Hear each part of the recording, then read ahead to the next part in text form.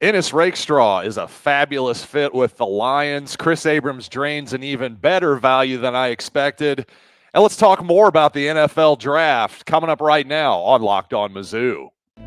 You are Locked On Mizzou, your daily podcast on the Missouri Tigers. Part of the Locked On Podcast Network, your team every day.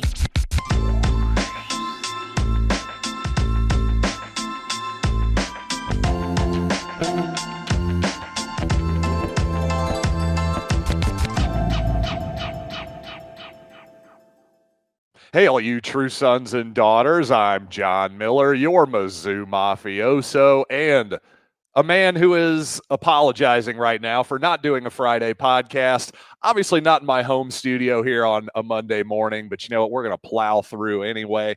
It's got a lot to talk to on today's show, of course. The NFL draft, all my takes about the Tigers, where they ended up, how they fit, all that good stuff. Plus a lot of talk about Dennis Gates and big men. How many teams actually played a center in the SEC last year? Let's get to that discussion here in just a little bit. First, I want to remind you today's episode is brought to you by Monopoly Go. I admit it, I have a competitive side, and it's a big fan of Monopoly Go, the mobile hit twist on classic Monopoly. So join your friends and download Monopoly Go, now free on the App Store and Google Play. So let's start off the program, of course, talking about the draft. Just a great weekend for the Missouri Tigers, obviously. Anytime you have this amount of guys, a half dozen guys getting selected into the NFL, of course, multiple undrafted free agents as well. You can't buy that kind of press, is basically what I'm telling you. Every single kid who is at least a 4-star, I'll promise you that. Every single one of those kids thinks they have a shot at the NFL. And if you can look at them dead in the eyes and tell them, hey, we've put plenty of guys in the league in recent years, that's nothing but good thing for Eli Drinkwitz, this whole program. But obviously the lead story, Darius Robinson in his hometown of Detroit, getting picked by the Arizona Cardinals, 27th overall. And, you know, I was really impressed, by the way, some post-draft press there from Darius, really impressed with how he broke down his preparation for games and how he attacks opposing linemen. I think they've really got a good one there because, honestly, I was the kind of person I was in the camp that was a little worried about Darius Robinson moving to the edge this past season, to be honest with you. Well, if I was worried about anything else, it was maybe his ability to stay healthy too. Well, this was Darius Robinson's best season of his life. He stayed healthy the entire season, and he was even more productive at the edge than I think he ever was inside. But for Arizona, heck, you can move him all over the field if you want. And also, I loved a little story that Darius Robinson, after the draft, took just a little bit of time for Gerard Hamilton over at Power Mizzou, who made his way from Columbia to Detroit just to cover Darius, basically. And after the press conference, well, Gerard didn't get any questions in, but you know what? Darius took a little bit of time out, saw Gerard there. And just those kind of stories, you know, of course, the press is going to go gaga for that kind of stuff, and I get it. But I'm just telling you, by all accounts, Darius Robinson, a good dude, and that's a great example of it right there. Now, Ennis Rakestraw ended up going maybe a little bit later than we expected, late second round to the Detroit Lions. But you know what? That's one of those things that could be a blessing in disguise for Ennis Rakestraw, because not only does he get to play on a team that has Super Bowl aspirations, certainly expects to be in the playoffs this upcoming season, but Detroit, they play a lot of aggressive man-to-man coverage, and that's something that we saw at Missouri for the last couple seasons. I think Ennis Rakestraw is going to fit in Detroit rather well. Again, it's all about just staying healthy for him. If Ennis can stay healthy, I think he's going to have a really long and productive pro career. Now, as for his teammate, Chris Abrams-Draine, I have to be honest, I'm surprised that he went in the 5th round. I really am. I thought he was going to start creeping up. I thought once teams actually look at the film and maybe ignore, you know, the track meet of the combine, his measurables, whatever it might be that caused Abrams-Draine to fall down a couple rounds, to me, it just doesn't make any sense. I've said it before, and I'll say it again. Just flip on his film. The guy plays excellent sticky coverage all over the field against some of the best wide receivers in the country, certainly the best receivers in the SEC. So to me, I just don't get it. I really don't. Rakestraw has a little bit better measurables for sure. I think he's maybe even more of an aggressive tackler at the line of scrimmage. He blows up screen plays very, very nicely. So I'm not trying to take anything away from Rakestraw whatsoever. Again, just my evaluation of those two guys, I think they're a lot closer than what the NFL seems to think. That's just my humble opinion. Now, surprisingly, at least to this podcaster, Tyron Hopper went in the third round. Frankly, an off-ball linebacker. That position is a little bit of a dying breed at this point. Just surprised that he went in the third round. Just value-wise, I would have expected Abrams Drain, for example, to go before Hopper. But, hey, obviously the Green Bay Packers saw something in Hopper that they really liked. Is he going to be able to contribute on special teams? I think that's one of the questions for him, for sure. Now, Javon Foster, he's not going to be playing these special teams. There's no doubt about that. He's not going to be chasing around punt returners, that's for sure. But fourth-round draft pick to the Jacksonville Jaguars. Foster, consistently one of the highest-graded offensive linemen by Pro Football Focus the last couple of years. I think he's obviously got a shot to stick there with Jacksonville. Now, as far as the undrafted players, actually, Cody Schrader going to the San Francisco 49ers, where he signed shortly after the conclusion of the draft, that was one of the places I specifically called out, along with the Los Angeles Rams and the Kansas City Chiefs, as some outside zone focused run schemes that would fit, to me, Cody Schrader to a T. So one thing, though, I don't really see Cody Schrader as being a third down guy. That's one thing I've seen people say, like, oh, maybe he'll just be a third down specialist, that type of thing.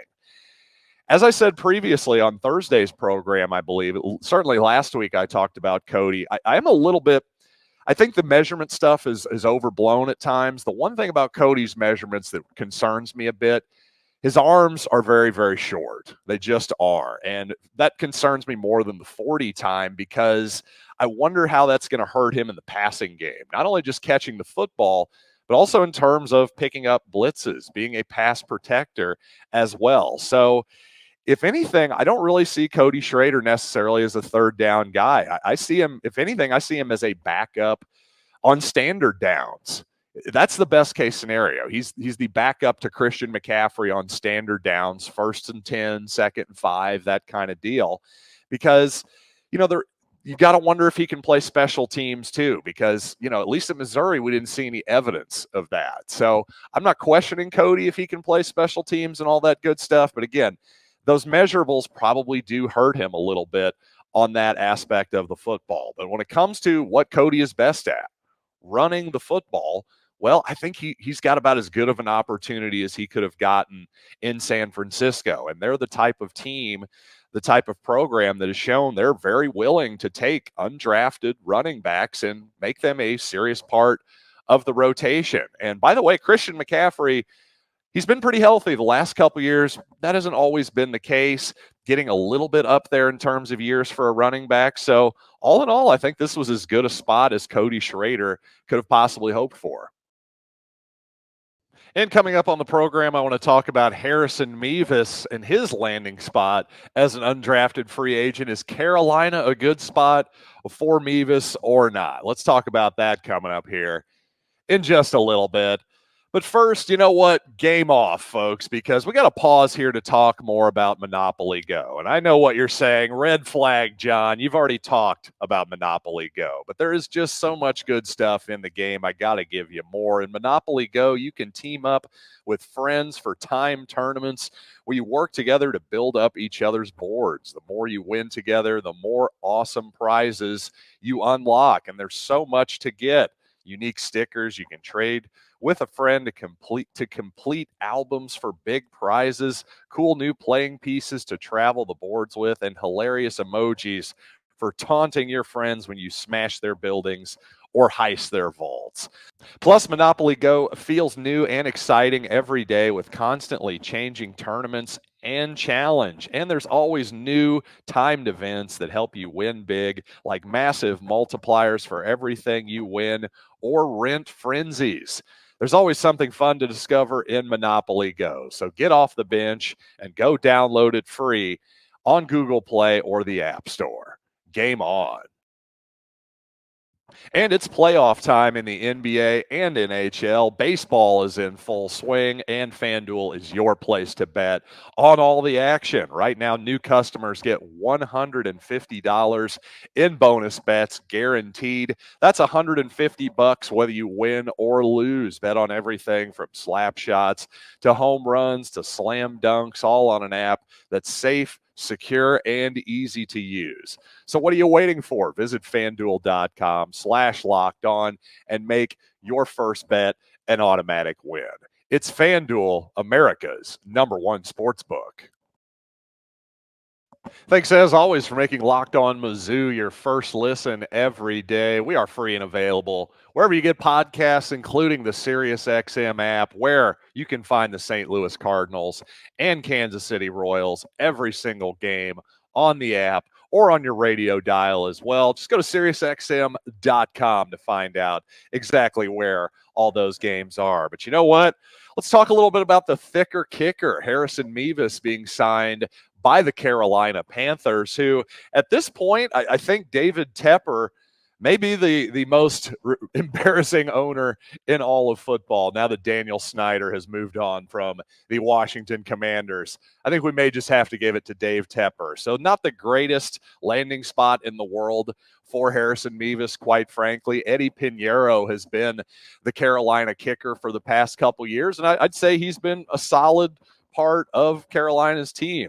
Though, one thing, again, Eddie Pinheiro going to have a better leg than Harrison Mevis, almost certainly on kickoffs. But again, that doesn't matter as much. So it's going to be interesting. It's all going to come down to place kicking, I think, for Harrison Mevis this fall. So hopefully that will work out for Mevis, obviously, with the Carolina Panthers.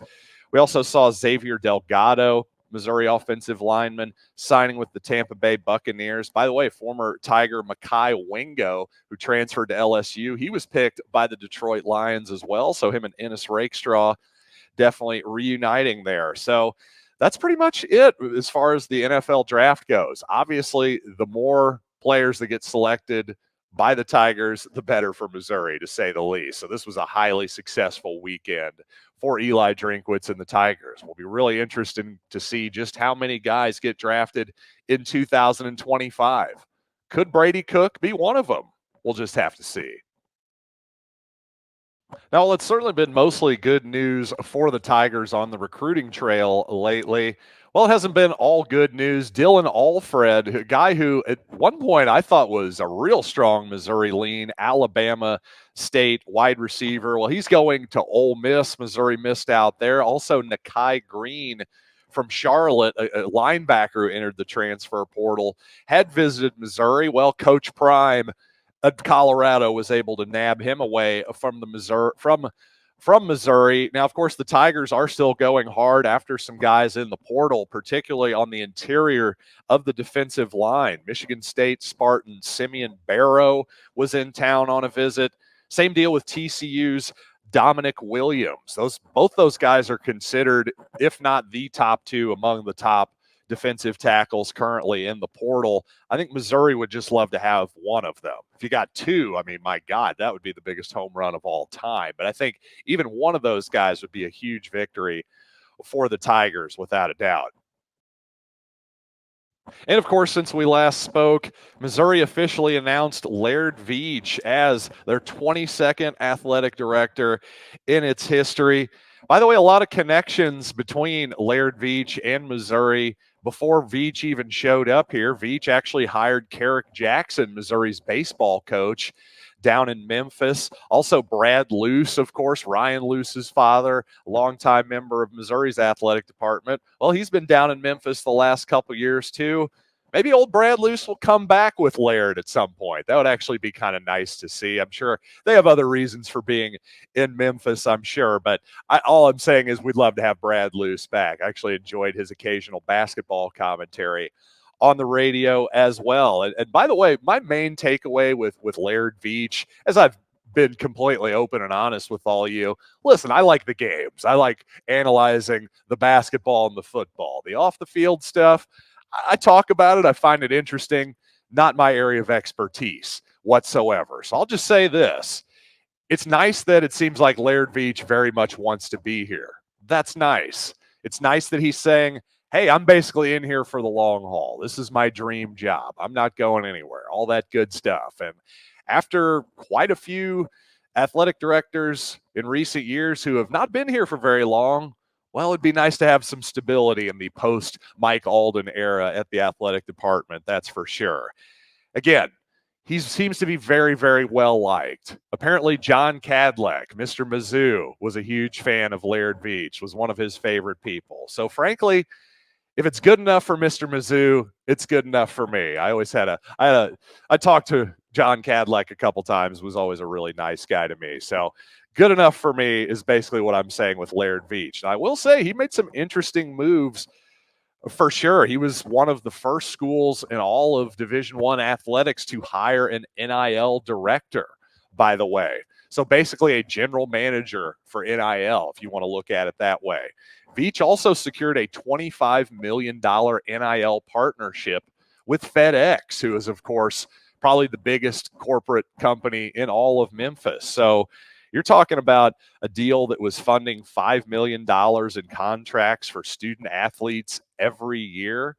That's some really interesting stuff. If Missouri's able to actually get real corporate partnerships with NIL, I mean, they've done very well already simply with just private funding, you know, your big time donors and all that good stuff that Missouri has. We've done great there. We're probably a top 10 NIL type program right now. If Veatch can really get the corporate money in there too, boy, look out. That could really be something there. So something interesting to watch there from Veatch's angle. And when it comes to basketball, Missouri has done very well in the transfer portal so far, I would say. I think most fans feel that way. But ever since it was revealed that Javon Porter is going to go to Loyola Marymount instead of Missouri, as it appeared everyone was assuming for at least a couple weeks, if not a month or so, well, it seems like Missouri had to go to plan B in terms of finding a big in the portal. Now, I think Mark Mitchell is a guy who can guard fives, by the way. I think he can actually guard centers because I've seen him do it in the ACC in crucial possessions, especially. I remember there was a critical possession defensively down the stretch for Duke at Wake Forest this year. They got the ball into the post against Mitchell, and he held up very well defensively. But I do think Missouri is probably going to look for a true center if they can get one. I do think it's fair to be a tiny bit worried about plan B, though. I really do, because I do think the whole Javon Porter situation, listen, if the Jonte thing, him getting banned for the league because of gambling, if that doesn't happen, it sure seems like Javon would have ended up here. So I do think the staff might be scrambling a little bit right now, certainly trying to find a backup plan here for a backup big. And I've seen some talk that people are worried about Dennis Gates and his system, essentially. Well, I'll say this. It's not that Dennis Gates doesn't like big guys, obviously. He recruited Connor Vanover, for crying out loud. But he does have a specific type of big guy that he likes. He likes bigs who can play a little bit offensively. At the very least, step out and stretch the floor and make a three-pointer. At least that was, in theory, what Connor Vanover and Jordan Butler were supposed to do. Never actually ended up that way. We'll see what happens with Jordan Butler's game at South Carolina. But at the very least, you either need to shoot from deep, have maybe some kind of ball handling ability or just ability to move around a little bit, fill the lane, something. So I do think Dennis Gates is not going to just settle for a guy who is kind of a minus offensively but can rebound and play defense. I think if that's all that's left in the portal, I have a feeling that Gates may well just say, hey, Mark Mitchell, we're gonna have you guard the fives in crucial situations, but I think we'll probably just try to outscore people once again. That makes some people nervous, but in this particular case, I think it does make a lot of sense. And some people have been asking, you know what, in this day and age, considering back to the basket post play is sort of going the way of the dodo a little bit, How many guys actually have a true center anymore? I'm going to try to break down that question, looking at last year's SEC a little bit, coming up here in just a second.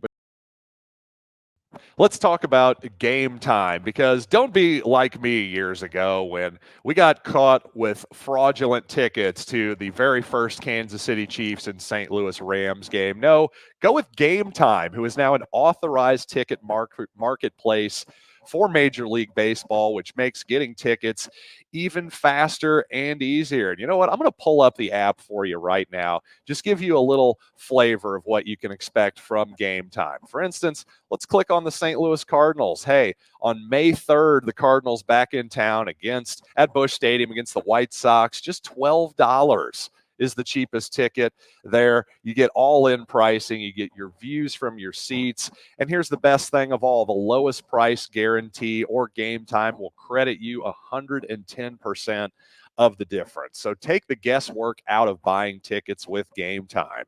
Download the Game Time app, create an account, and use code LOCKEDONCollege for $20 off your first purchase. Terms apply. Again, create an account and redeem code LOCKEDCOLLEGE for $20 off. That's code LOCKEDONCOLLEGE for $20 off. Download the Game Time app. Last minute tickets, lowest price guaranteed. Now, certainly post play, back to the basket offense, centers in general, not quite what they used to be. So that has led a lot of Missouri fans and college basketball fans in general to ask, hey, just how relevant are centers anymore? How many teams actually play a true center? Does Missouri really have to worry about this position that much? Well, I'm not going to break down all of today's college basketball for you, although I do know that UConn and Purdue, who played for the national championship this past March, well, they had two pretty good centers, so that seems pretty relevant. But let's actually just break down the Southeastern Conference. Now, let's set the parameters here. Are we asking true center, true back to the basket, post threat? Because there is a difference there. I'll just go with true center regardless. Basically, somebody that's going to give a small ball type team, somebody, say last year's Missouri team with Kobe Brown and Noah Carter being the biggest starters, that kind of squad going to give them problems on the glass at the very least. So I'll count either one of those things for this. So let's just start at the top of the league. The Tennessee Volunteers, yep, they started as center. Jonas Adu, who I believe is now in the transfer portal. But yeah, he's a center. Auburn, no doubt. Johnny Brome, no question. Bama, Alabama, you know what? I'm going to say no. Even though Grant Nelson is 6'11", I just don't see him as a center. So we're going to go with no on that one. Kentucky certainly had 3 7-footers. South Carolina, I'm going to go with no, because Josh Gray, their only true center who entered the portal, well, he just didn't play enough. I'll say yes for Florida. I think Tyrese Samuel definitely counts. Texas A&M, absolutely not. Their tallest starter was 6'7". They did not start a center at all. LSU, Will Baker definitely counts. Mississippi State, yep, Tolu Smith, he definitely has given Missouri some problems the last few seasons. Ole Miss, yep, Musa Cisse and Jamarian Sharp. Remember that name? Missouri almost got stuck with him the previous season. Frankly, I'm glad we didn't get Jamarian Sharp in retrospect. I'd rather just play the small ball, quite honestly, because Sharp was not really that effective of a player in the Southeastern Conference. Didn't play nearly as many minutes as I think a lot of Rebels fans or Missouri fans would have expected. Now, Georgia, hey, we remember Russell Chiway from this past season. No doubt he's a center. Arkansas, is Trevin Brazil? Is he a center? Makai Mitchell? I don't know, kinda. That's kind of an incomplete one to me. Vanderbilt, no, they didn't play a center. Missouri, this past season, I would say it depends. I mean, let's go with yes, kinda, because, Jordan Butler started more often than not. Vanover started a few games. So we're going to go with yes on that one. So basically, a majority of these teams, let's count it up real quick. 1, 2, 3, 4, 5, 6, 7, 8, 9, maybe 10 if you include Arkansas. So at least 8, maybe 9, if not 10. So a majority of the league is still starting a true center. So yes, if you're Missouri, you can play some small ball next year, no doubt about it. But if you're going to, as we've learned in the past, you better be a top 10, top 15 nationally type of offense if you're going to get away with that and still make the NCAA tournament. But again, as we've seen before, even if you have a great regular season, not having any defense leaves you really vulnerable to upsets. Hello, Norfolk State. I'm sorry I had to go there. But regardless, I think you can go without a true center or a rim protector offensively. But again, you've got to be able to make up for it offensively. And that does seem like Dennis Gates' philosophy. We'll see if he can pull it off a little bit more like 2 seasons ago than last year for 24-25. But hey, hopefully I've been able to pull off a little bit of a remote podcast here today. Hopefully the light, the sound, hopefully it's not too echoey in here. If so, I apologize. Hopefully I'll be back in studio here soon enough. But until next time, I'll see you right here on Locked On Mizzou.